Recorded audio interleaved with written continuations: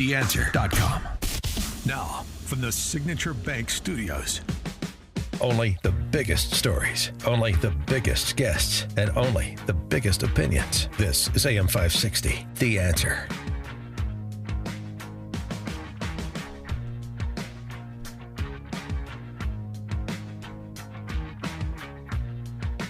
Top of the morning, Dan and Amy. I just go back to the Glenn podcast. This is Glenn Lowry from Brown University, econ professor at Brown University. His podcast for the Manhattan Institute, which regularly features John McWhorter, who's professor of linguistics at Columbia University. Again, for those who have still not yet familiarized themselves with these two academics who we've referenced many times on the show and interviewed several times on this show. Both are black gentlemen. John McWhorter is a Democrat. And I applaud their decision to view The Fall of Minneapolis, this new documentary, and comment on it, because they could have just passed it over, not want to take the heat for reacting the way they did based on what was presented in that documentary. And it's just interesting to hear them almost like in real time, certainly shortly after they had viewed it, wrestling with what they viewed versus what they thought, and I would argue most of the country thought happened on that day that George Floyd died. Listen to John McWhorter. There are three things. One, if he's saying it in that clear, strong voice, it would appear that he could breathe, okay? So that was always a little strange. But maybe there's a point where you can say, I can't breathe, but you're getting dangerously little air. But still, that stands. Two, this is what's important. In the body cam footage, which we've never seen, George Floyd was saying, I can't breathe when he was standing up straight and just being coaxed to get into the car. What they were trying to do was take him somewhere to get treatment because the drugs were severely addling his mind. And he wouldn't get in the car. And he starts saying, breathing air, standing up, I can't breathe, when nobody is anywhere near his neck or anything else. George Floyd was extremely high on fentanyl and meth to an extent that could have killed him sitting in a chair. If you're on fentanyl in particular, you get something called wooden chest, where you can't breathe if you've got that much in you. That's how high he was. Now, the issue is not the morality of him being high, but he was saying, I can't breathe, long before anybody had him on the ground. And then the third thing is this. What a lot of people are going to say is look at the agony of his face in the standard photo. It looks like he can't breathe, he's in agony. That grimace that we see is something that does move you, but if you look at the body cam footage we've never seen, George Floyd had that exact same look on his face when the cops just approached his car and said, get out. He was really messed up that night. I'm not moralizing. Just because I'm wearing a cardigan doesn't mean that I don't understand the joy of drugs and liquor, but he was majorly up. And it was during the day. It was not at night, but go ahead. Yeah, I'm making it at night. But it's in daylight. And the cops come up and he's just, oh, God, oh, don't shoot me. And nobody has a gun. I just lost my mother. His mother died years ago. Don't. They weren't threatening him at all. He was really, really messed up, and he had that same look on his face. So I don't think, unless this is faked, here we are in the age of AI. I mean, we have to allow that just maybe. But unless that body cam footage is faked, Derek Chauvin didn't kill that man. I never thought I'd be saying that. For more on the film, we're pleased to be joined by Liz Collin, who is a multi-Emmy award-winning reporter and anchor up in Minneapolis and one of the producers of this documentary. Liz, thanks so much for joining us. Appreciate it. Thank you very much for having me. I got to say, I'm in the John McWhorter camp. I can't believe I'm saying this. And I think a lot of people are after they watch this film. So I guess just to address John McWhorter's, contingency, not faked, not AI. You obtain this body cam video that he was referencing that shows Chauvin from behind with his knee on on Floyd, but his knee near the shoulder blade per the training manual and not on his neck. Yeah, there's so much about this that the public was not told. Just a bit of backstory here. I was a longtime mainstream media anchor and reporter at the CBS station in Minneapolis for nearly in total about 15 years. But I was also married to a Minneapolis police officer. He's since retired after all of this. But so I saw a lens into this very early on as to how, the media and our so-called leaders in Minnesota were manipulating this message. This is the first time the Minneapolis Police Department has withheld body camera footage. That's why we start the film, The Fall of Minneapolis, with that body camera footage that people should really have been allowed to see from day one. Because I think you're right. There's so much here that changes the minds of people. I applaud people like John for putting that out publicly. Sadly, that takes courage nowadays to speak the truth, as we know. But yeah, there's an 18-minute interaction with George Floyd, and we're only allowed to see the viral Facebook video, and people should question why that was. Now, you exposed the George Floyd lie. Your movie came out, or the documentary, November 16th. Days later, November 24th, he was stabbed. Derek Chauvin was stabbed 22 times in prison. Do you think there's any relation between the two, because he was stabbed by a former FBI informant? Yeah, so we raised the issue in the film about the FBI's involvement. They were called within just a couple hours of this happening on May 25th, 2020. And you're right, it's 9 days later. Derek Chauvin tragically is stabbed. He's been at this facility in Arizona with no incidents for 15 months. And then this former FBI informant, who has just a few years left on his sentence, decides to attack Chauvin as he's making copies, and his back is turned in the, kind of this copy room area in the prison. So there are a lot of questions that remain. His family's obviously thankful he even survived. It's pretty remarkable. But yeah, there's still so many questions surrounding all of this. And I get a lot more into the case. I put out a book last year. It's called They're Lying, The Media, the Left, and the Death of George Floyd. But I knew that, only so many people nowadays read books or listen to audiobooks and whatnot. So there's a lot more in there, but we wanted to take this a step further and offer this film for free. You just have to dedicate an hour and 40 minutes to actually watch it, but to put it out in a way, that people are allowed to see these things that have been kept from them for so long. So how was the body cam footage, we hadn't seen before? I certainly hadn't seen before, that we were just discussing. How was that kept from the public for so long? How did you obtain it? Yeah, so it's about 2.5 months later when it is released, after it's leaked by an international news agency. That's kind of a backstory in and of itself. But there's a ruling made, Judge Cahill, which we focus on quite a bit in the Fall of Minneapolis. He makes some rulings early on, but he says that the body camera footage, in order to ensure that he can, get a jury in this case, he has to, take steps to not release things. But we've never seen that before on a scale such as this. So we were able, the actual body camera footage is attached to the court case, along with all of the public documentation. People can actually see our documents and sources and such for themselves on the fallofminneapolis.com. We've posted them all for people to see. And that was sort of the point of all of this too. This is all public information. Why haven't news agencies really focused, on this information from the start? This isn't us crafting some sort of, conspiracy theory here. These are, public documents. And I saw that in mainstream media. Instead, they wanted to push this very dangerous, divisive narrative, about racism and, police officers, right. need to be feared and whatnot. Did the jury see that video? The jury saw about 90 seconds of the 18-minute interaction. What? So, but did they see the portion of the body cam video that we're describing?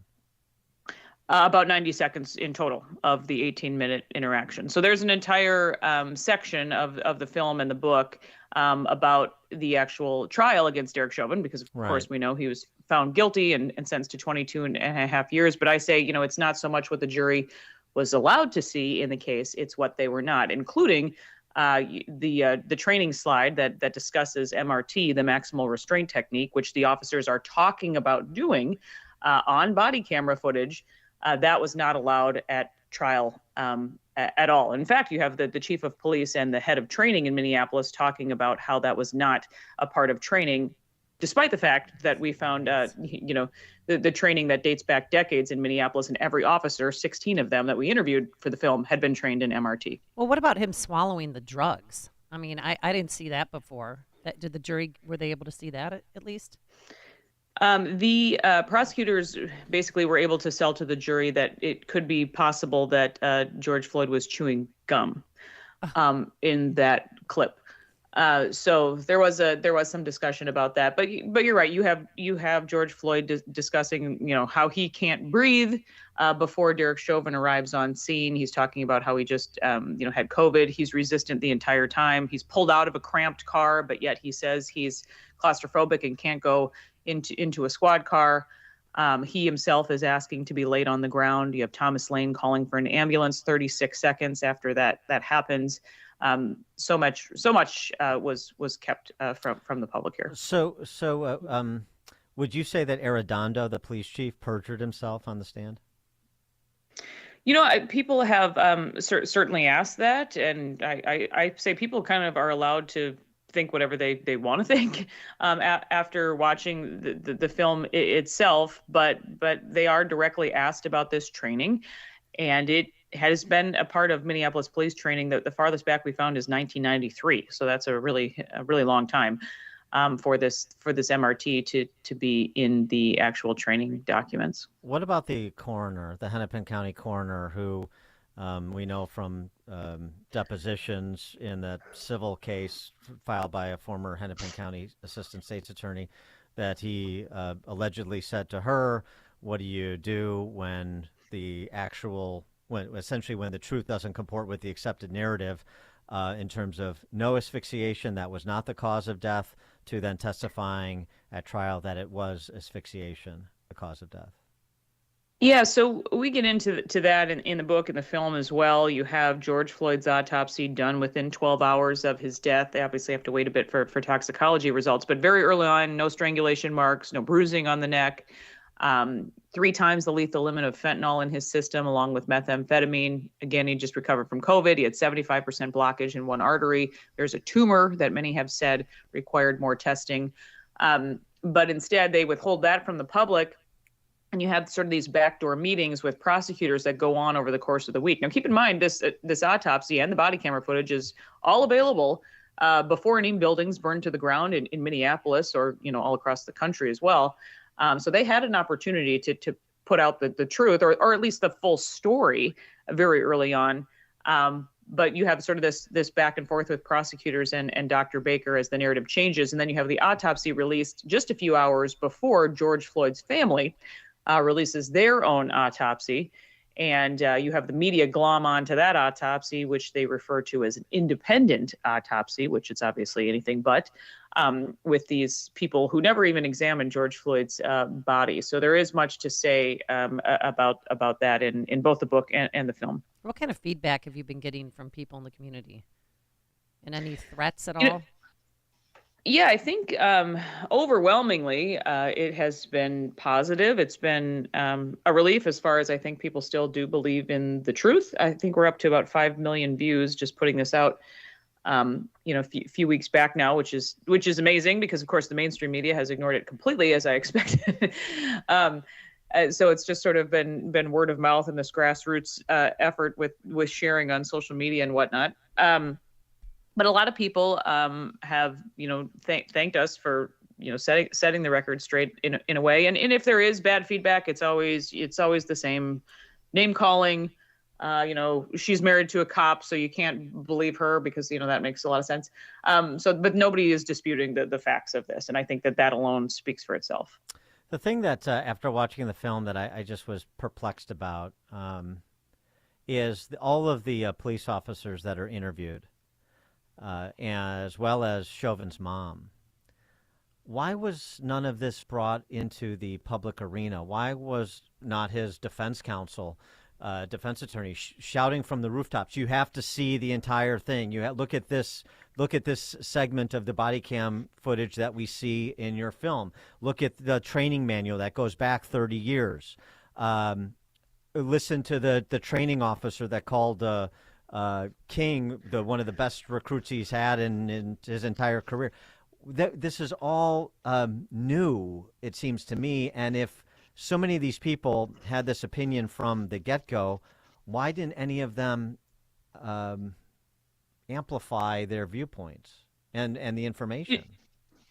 Yeah, and I think you're asking a lot of the same questions that I've had all along. But, in Judge Cahill's ruling, he did not allow so much to be shown to the jury. And also you have a jury that's not sequestered in this case.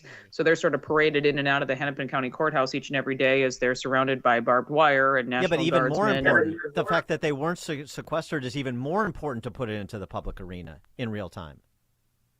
And you also have 2 floors of the Hennepin County Courthouse taken up by prosecutors in this case. They give prosecutors 2 floors of the Hennepin County Courthouse. And it sort of was this David and Goliath situation with the defense attorney, just Eric Nelson, working alone on this. And I shouldn't say alone. He obviously did have a bit of help. But I also think that you had a community permeated by fear. You had 1,500 businesses damaged or destroyed in the riots. Several people died.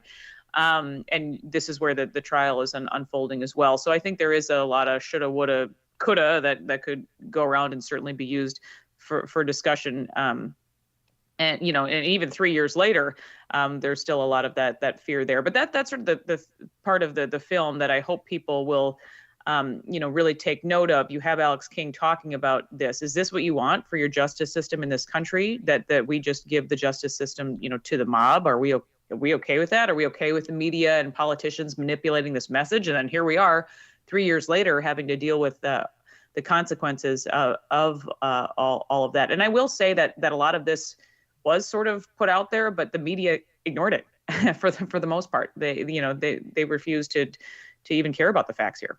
What about the $27 million that his family received? I know he has 5 kids with 4 different women, ages 6 to 22. Who got what? I'm not sure as to how they divvied up the money. I'll be honest there, but I think the important part is that $27 million was awarded to George Floyd's family during jury selection in Derek Chauvin's case. So what kind of message does that send to the jury as well? And also, I will say that you have a city council member who handles those type of payouts and whatnot, and that city council member in this case is the son. Jeremiah Ellison is his name, but the son of the Attorney General of Minnesota, who was basically leading up the prosecution of this case. Keith Ellison, a longtime, a cop hater that's well documented in his time, and also an Antifa supporter, also well documented with things he's posted on social media and such. So, and there's just a lot of questionable things. You kind of have the perfect players in the perfect positions in Minnesota for this to happen here. And one other important piece of evidence, the response time for EMS. You made mention that the call was made 36 seconds into George Floyd being on the ground for medical assistance, and it didn't show up for something like 20 minutes because of miscommunication between fire and paramedics or something like this. Was that included in the trial? So it explains why Chauvin and the officers are there sort of standing over George Floyd. They're waiting for the response to the call for medical assistance that they actually made properly. Yeah, so you have Thomas Lane, as you said, make this call 36 seconds later, but then they're still wondering, what's going on. So you have them sort of downgrade their force on George Floyd, as per policy. And even in documents, Thomas Lane talks about how they think that George Floyd is passing out, and it's not uncommon for that to happen. and for a suspect to be unruly and combative, if they come back very quickly, which has happened before. We obviously have the benefit now of knowing what happened with George Floyd, but the officers were not aware on the scene. And remember, this is 3 years ago, before fentanyl kind of is what it is now, and the officers are rookie cops, and they didn't completely recognize the medical distress clearly that George Floyd was in. Because he had been talking and walking and combative the entire interaction with them. So you have them wondering, where the ambulance is, because the fire station is actually just a couple blocks away. So the fire rig arrives 20 minutes later. You're right. It's the ambulance that does come in just under 10 minutes, which is still a very, very long time. Right. And you have the fire truck who admits on the body camera footage that they went to the wrong address. And there's just, and none of that, and you're right, none of this is allowed in trial. Judge Cahill also did not allow the problematic EMS response to be heard in the case. Has the Floyd family responded at all to the documentary? Not that I have seen, no. Mm-hmm. Ben Crump. He hasn't shown. She hasn't shown back up in Minneapolis. No, haven't heard from him yet. And no local media response? They're just ignoring you at this point? Yeah, I mean, I've certainly done a lot of media with honest people who care about the truth, but it does kind of prove my point. About the mainstream media, because it's been crickets. Liz Collin is a multi-Emmy award-winning reporter and anchor up in Minneapolis. She is one of the producers of this documentary, The Fall of Minneapolis, which, as she mentioned, is free. I watched it on Rumble. You get a Rumble, and I'm sure a lot of other YouTube places too. Yeah. The Fall of Minneapolis is the film. Liz Collin, thanks so much for joining us. Appreciate it. I appreciate it, you guys. And yeah, just thefallofminneapolis.com. All the information is there. Thank you so much for your support of the film. Oh, thank you. God bless. Fallofminneapolis.com, right? The website, the documentation. Yeah, great stuff. And she joined us on our turnkey.pro answer line. It's news, opinion, insight. This is Chicago's Morning Answer on AM 560. The Answer. Well, they dropped it down the stairs and then they tumbled off their truck.